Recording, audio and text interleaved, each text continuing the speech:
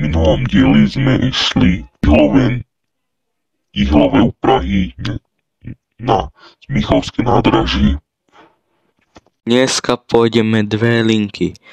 Pôjdeme za Psáry kúpalište na Ihlové u Prahy. Potom pôjdeme z Ihlové u Prahy na Psáry kúpalište.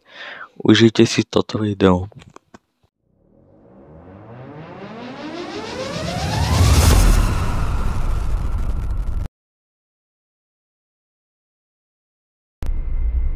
Ste si niektorí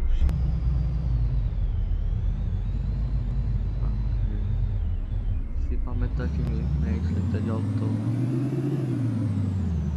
v niektorých linkách sme išli do Ihlové u Prahy. Si pamätáte, sme išli tadiaľ sú to zastávku a dobre pamätáte jaj potom pôjdeme na koniec a pôjdeme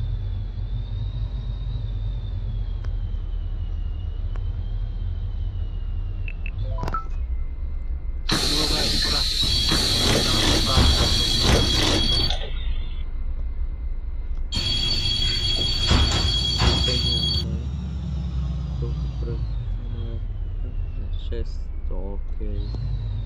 Len na tým teda teraz si nastavíme kúpalište Psáry.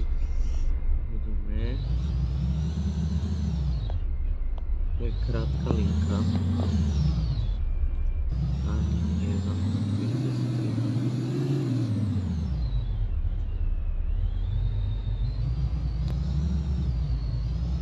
A viete, chcem, aby som si ďalšie linky kúpil.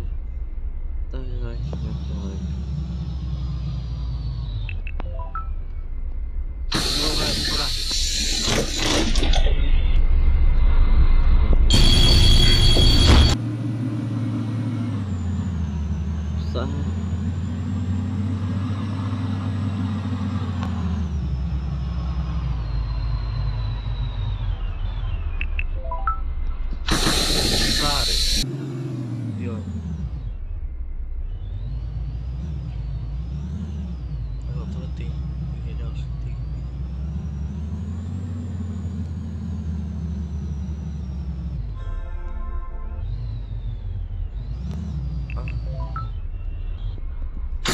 Koupaliště. Konečná zastávka, prosíme, vystupte.